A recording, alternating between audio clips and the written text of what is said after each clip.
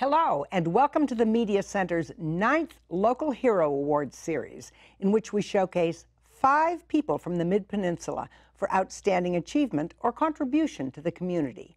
We solicited nominations and were especially looking for the unsung heroes. Each winner is an inspiration, and each has a great story to tell.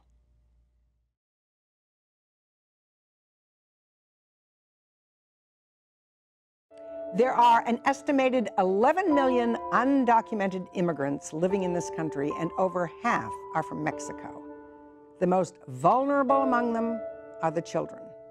Without a home, friends, extended family, even a comprehensible language, they arrive completely dependent on foreign people and institutions of which they have little understanding and even less control.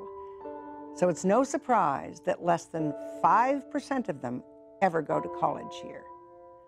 But Kenia Miranda, who arrived undocumented at the age of 9, is now a sophomore at UC Santa Cruz, and she is thriving. Kenia has triumphed over a host of challenges, each of which could destroy a life. It became really hard as we were growing up, since my dad, he became really abusive, and we went through a lot of domestic violence with my mom, and it was just really difficult to deal with him and like the whole situation, so she decided to divorce him. I was just afraid that something would happen to her, since like I grew up, like witnessing like him beating her at times, and I woke up in the middle of the night to screaming, and my mom crying at times. I remember one time I actually jumped on his back and was just yelling, "Stop, you can't do this." He became really obsessive with trying to figure out where she was after the divorce and what she was doing. She decided to just leave. I didn't want to leave. I was like, no, where are we going? I don't want to go anywhere. This is my life. In the dark of night, they soon found themselves in the hands of a coyote at the Mexican-American border. It turns out we had to go under the wall and crawl through there and try to run across, but we didn't really succeed because right away immigration came down and caught us. So it was really I don't know, traumatic to be able to be held by cops or because they're technically police, so they're patrolling the area and stuff, and it was really difficult to feel like a criminal. It was I'm not a criminal, I'm just I don't know what we're doing. I wasn't even sure what was happening. I didn't know it was illegal to even cross. After the second attempt, they were caught and sent to a detention center in Pennsylvania. So we were detained there for about 3.5 months, and it's pretty much like a prison. So it was very traumatic. It was what am I doing? I don't know where I am. Where's my family? Who are we here with? We have nobody. Eventually, they received asylum, were put on a Greyhound bus, and ended up in Menlo Park. Yeah, I started school, and kids started, I realized that kids started making fun of me because of my accent or because I didn't speak English. They didn't want to be my friend or anything, and it was really depressing at times. I remember going home and crying to my mom and saying I don't want to go back to school. I don't want to be there. It's really hard. They don't like me, and it was just hard. So what did you do to overcome that? What was the key? The key was, for me, it was learning English. Every little thing, I would watch every little thing that I said so that I would say it right. My family was all I had here. And I think that motivated me to want to, pursue a higher education and get better at everything so that I could help them out in a way. So. You were drawn to UCA, to Yes. activism. Yes. Where did that come from? What was the appeal for you?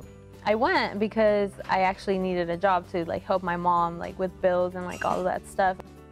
Youth United for Community Action is a grassroots organization run by young people of color who work on social justice issues. So I went and I just to check it out for for a few months and see if I liked it or not, and I fell in love.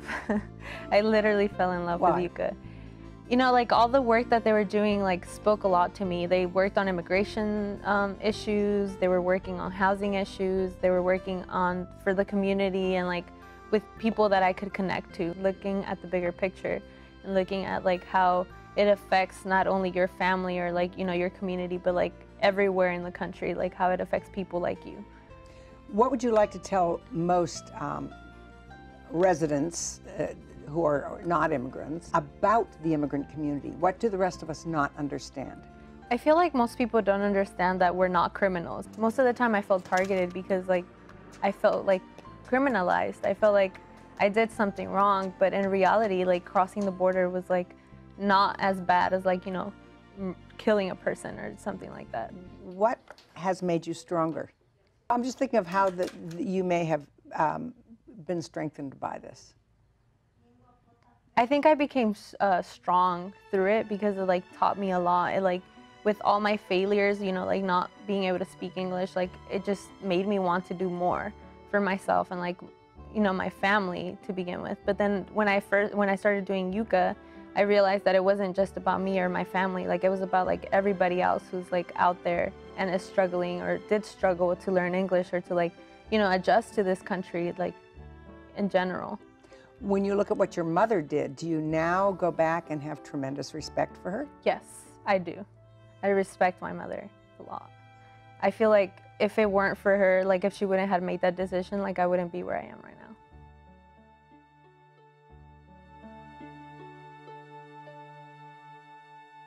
Do you know someone who has overcome significant hardship and has an inspiring story to tell? Someone who has sacrificed or given over and above to the community and deserves some recognition? If so, please contact us with your nomination for next year's Local Hero Awards. To find out more about our local heroes and to watch interviews with all the winners, visit our website, midpennmedia.org. At the Mid-Penn Media Center, you can make your own videos and television programs and take classes in all aspects of media production. You can also hire our professional services team. To find out more about that, go to mcproservices.com.